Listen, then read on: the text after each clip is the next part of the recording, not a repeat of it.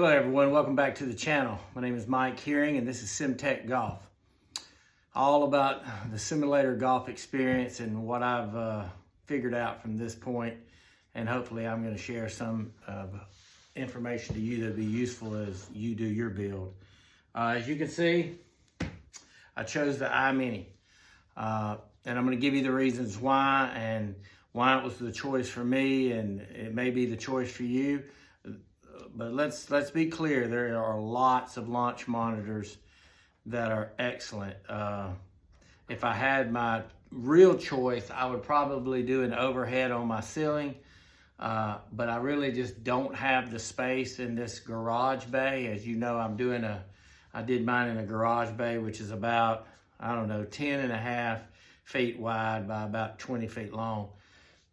But if I could do it, I would have done the probably the Uneekor X02 or something like that, or there's several of them, but that would have probably been my first choice. However, those cost a lot of money, double, sometimes triple of what this Eye Mini cost, which I believe gives me a lot of the same things that the overheads do. So let's talk about the Eye Mini. I ordered it back in December. I had researched it out a good ways back. My girlfriend always says I'm a great purveyor of things. I tend to over-research it, overthink it, and really figure out what I want before I pull the trigger. And like I said, I went with the Eye Mini. I got it back in December. It went on sale for $3,500, which is a lot of money, let's be honest. But it's normally $4,500. Now, Uneekor is more of the high-end launch monitors. They make the high-end stuff. So that technology getting into this form factor was real appealing to me. You can take this to the range. You can set it up in your golf simulator. Now, they do have a Uneekor Eye Mini Lite, which only is really for the indoor simulator experience. But I am a member of a golf club here, and I do want the ability to take it if I want to somewhere, and it's got a nice case and everything. So I went with it. Actually, I went with it before the Mini Lite. So I even knew about the Mini Lite, which came out during the PGA show, but I probably would have went with this anyway, just simply because I want the ability to take it with me if I so choose to at my range, which is only down the road from me. So it's that was one of the reasons I did go with this. I was very torn between this and the Bushnell Launch Pro, which I think they're very similar. The Bushnell Launch Pro is probably I don't know this for a fact, but I would think there's probably more people buying that than just about any of them. Let me tell you the reasons I went with this over the Bushnell. The Bushnell, great unit. I'm totally into it. The problem I have with Bushnell are the fees. I built this mainly for the GS Pro aspect of it. I want to play GS Pro. I want to play those courses. Bushnell does let you do the GS Pro as well. However, their third-party fees are going to run you about $500 a year. And then you add the GS Pro fee of $250 a year. Now you're up to $750 a year. There's got to be a line somewhere for everybody, and that kind of was my line. Was I wanted something that I could do GS Pro with and not just get eat up on yearly fees. Now, there's other units like the GC Quad and GC3. You can buy other units that you have to pay the money up front and get it unlocked. I did the math. That takes a very long time to do. And by then, who knows where the technology is going to be in 4 or 5 years as opposed to today.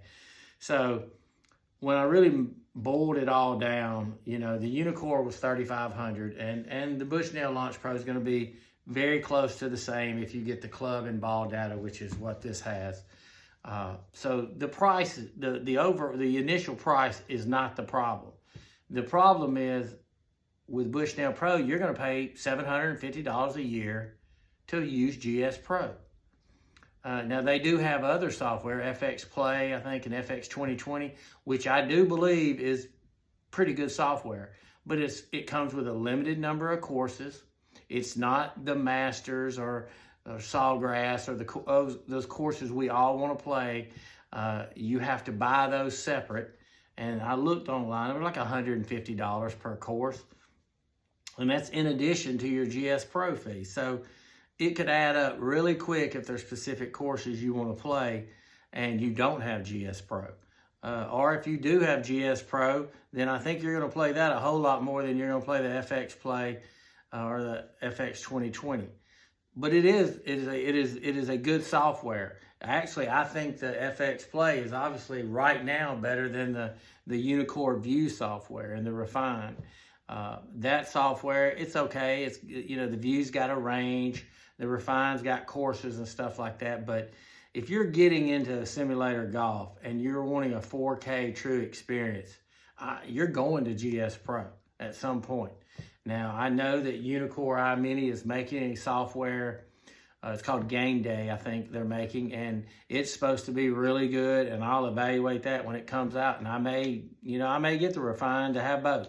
But right now, I've got GS Pro running, and I can't imagine needing anything other than what I already have. So we'll see. But when I looked at it like that, I didn't really compare the Bushnell software to the Uneekor software. I more compared, okay, what's the cost for me to play GS Pro and it do what I want it to do? And that's where this kind of beat it out.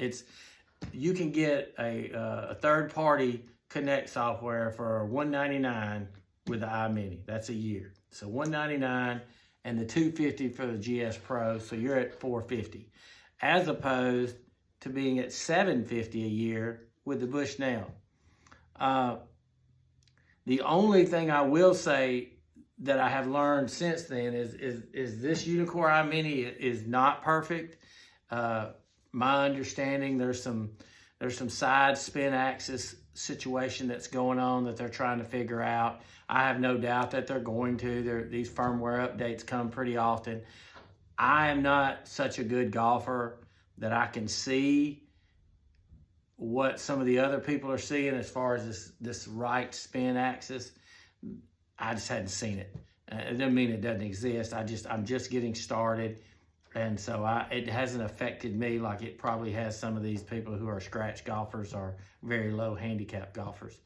I'm around a 10 or a 12 in there. And so I just haven't seen it enough to say that affects me. But even if it is that, I know that they've been made aware of it. I've watched enough YouTube videos and channels from people who have made Uneekor aware that there's a little bit of a spin axis issue with their software. So I don't even consider that very much, simply because I know it's going to be fixed. It may be fixed by the time I've done this video.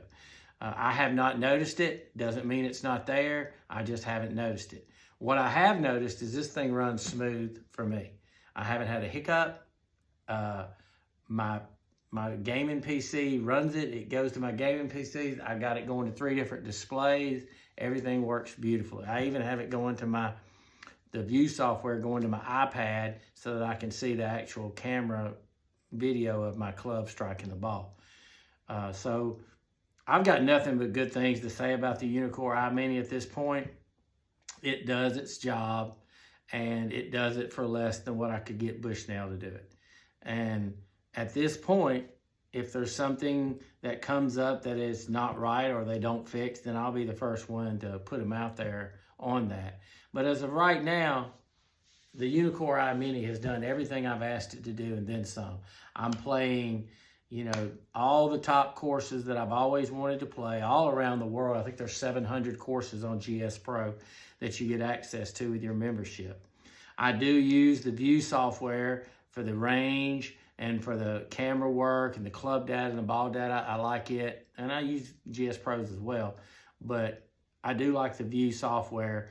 I have not dove into the Refine software because, to be honest with you, I don't think it compares to the GS Pro software, and I'm just not going to waste my time with it. And I'm sure there's a lot of Bushnell Launch Pro people that don't dive into the FX Play because they have the GS Pro software. So that's what it kind of comes down to me. It comes down to a $500 versus a $200 subscription fee. And I know that's only $300 a year, not a big deal, but over the years it adds up, and you have to start asking yourself, where's your line at? And I got everything I wanted from the Uneekor Eye Mini. You don't have to put the stickers on. I've noticed sometimes you get club data, sometimes you don't. But if you do put the club stickers on, I'm getting club data on everything. All the club data I need. I don't even understand half the data that's coming in there, but I'm working on that, and I'm kind of going to school on it. But I just wanted to make a quick video, talk about my experience with the Uneekor Eye Mini. There are a lot of negative people out there that say, oh, the spin axis isn't right, they shouldn't have released it, they released it too early. That may all be true. But I've read a bunch of Bushnell stuff going on too that I don't think there is a perfect unit out here. This is high-end technology, high-end AI stuff as far as the calculating and everything. So I don't think you're ever gonna find a perfect one. You gotta find the perfect one for you. This one meets my budget. This one makes me feel good about my budget. And so far, everything that's went up on my big screen and that I've played on is spot on money. I'm running 4K, as you've seen in the earlier. I got the BenQ 700 STI mounted on the ceiling. I've got a 8-foot tall, 8.5 tall by 10.5 wide Carl C enclosure screen with a premium impact screen. And I've got a gaming PC that I've yet to talk about that I'll make my next video on, that's done a phenomenal job pushing out this 4K with no slowdowns, no hiccups, no anything. So, you know, most people are gonna make videos talking about what's wrong with this ain't working, spin axis is a little off, whatever.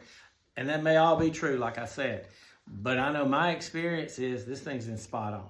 This thing's done everything I've wanted it to do. And if that changes, I'll certainly let you know. But I'm happy with the $200 subscription. I'm happy with the 250 GS Pro, and I'm happy with how it runs on here. The Uneekor sets right up on my Sig Pro Softy. I'll show you a picture of that before we get out of here, how that kind of looks. And I'm very happy with it at this point. So I guess I'm doing all this to say, you know, I give thumbs up to the Uneekor Eye Mini. There are firmware updates that seem to be coming in, I think about once a month. So I'm gonna pay attention to this spin axis thing and see if it gets cleared up. It sounds like it just makes you go a little bit right when it shows more spin, which causes your ball to go a little bit more to the right than it should.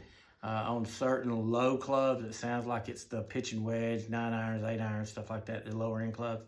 But I wished I was hitting the ball straight enough and perfectly enough to tell you one way or the other for me.